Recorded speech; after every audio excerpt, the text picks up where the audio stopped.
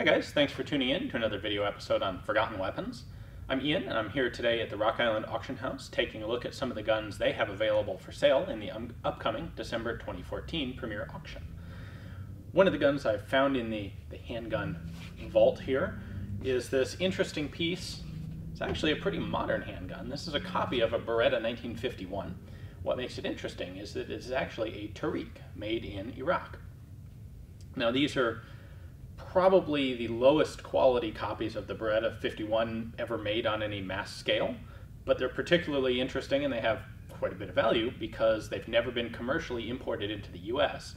And the only ones that are here are vet bringbacks from Operation Iraqi Freedom and the Desert Storm campaigns. Now, some of those guns were smuggled into the country illicitly, some of them were brought in legally. It can be done legally. The paperwork, my understanding is the paperwork's quite a headache and not all unit commanders are even willing to allow it, but there are some who do. So it is something to be aware of. A lot of the Tariqs in the country came in under kind of questionable circumstances, but by no means all of them. Now, the Beretta 1951 is kind of interesting in that it was used by several different Middle Eastern and North African countries. The other main user of this, which is much more common here in the US, is Egypt. Their pistols were called the Helwan, and there are those are available both as military surplus Egyptian army guns and also some versions that were made in commercial runs specifically for export to the US. Anyway, we're not talking about the Helwans, we're talking about the Tariq today. I don't know the details on the importation of this one, but why don't we bring the camera back here and take a look at what's interesting about it and what's kind of a little about it. Alright, let's start by taking a look at the markings. We have Tariq 9mm, made in Iraq. An interesting question that might come up is, if this was an Iraqi military pistol, why would it have been marked in English? And there is no particularly good answer to that, except to point out that there is a substantial portion, really of the entire world, that does speak English, and English is considered a language of trade. And even, for example, highway signs in Iraq are in both Arabic and English. So this isn't an importer mark. This was done by the factory in Iraq on military-only pistols. On the other side, we have some Arabic markings. That translates to the name of the factory where these were produced. I'll give it a try. I'm almost certainly going to butcher the pronunciation here, but it is the Al-Qadisiyah General Establishment Iraq. That's outside of Baghdad. That particular factory actually makes two guns that are called the Tariq. One is this, a 9mm copy of the Beretta 1951. The other is actually a 32 ACP, or 7.65mm copy of the Beretta Model 70. They make both guns. They call them both the Tariq, which is a little bit confusing sometimes, but that's what they did. Then the one other item of interest on the outside of the pistol is this little medallion in the grips. It's on both sides. And this is a portrait of an Islamic general by the name of Tariq ibn Ziyad. That's, of course, where the name comes from.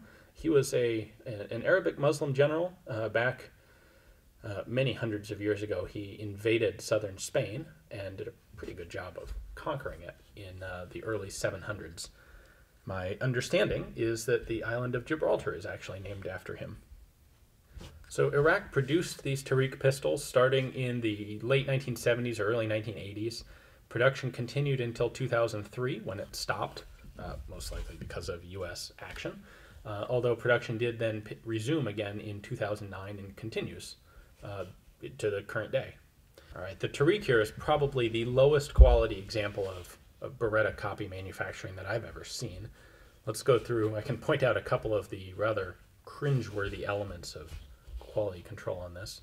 First off, you can see the slide extends slightly farther than the muzzle, and we got a bit of an opening there. You can see the recoil spring through. That's not good. If we take a look directly down the muzzle, we can see several areas of concern. So for one thing, the frame down here is narrower than the frame over here. The muzzle is not even close to centered in the slide up there. Just all of the curves on this are pretty crudely done. You can see there's a noticeable difference in the thickness of the frame over here, or the slide, as opposed to over here. A lot of that continues elsewhere on the gun. The web of the trigger guard there, just not very well made. Disassembly of these pistols is pretty easy. Beretta did a really good job on the design. What we do is pull the slide back until our disassembly lever is lined up with this cutout. And then we can tilt that lever forward, take out the magazine, and then the slide assembly slides off. Inside the slide, we have a recoil spring that comes out, and then our barrel comes out. Now the Beretta 51 design uses this tilting locking block. This is fairly similar to the Walther P38 pistol. It has two locking lugs here on the sides. Those lock into the frame on both sides down here. So, pretty simple design. It works well as long as it's manufactured decently. Some of the commercial Egyptian copies are known for shearing the locking lugs off. The military Egyptian guns tend to be much better. I don't know exactly, I don't have a whole lot of reports of how effective or how,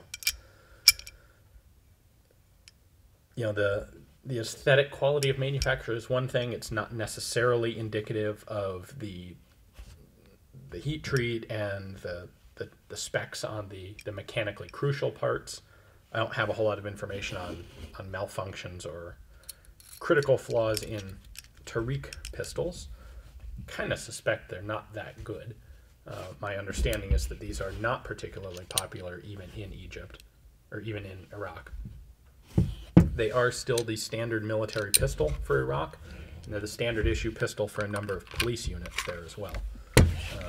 Civilians, in U.S. employ, for example, when they have the option, generally try to get a better foreign-made gun. Push that forward.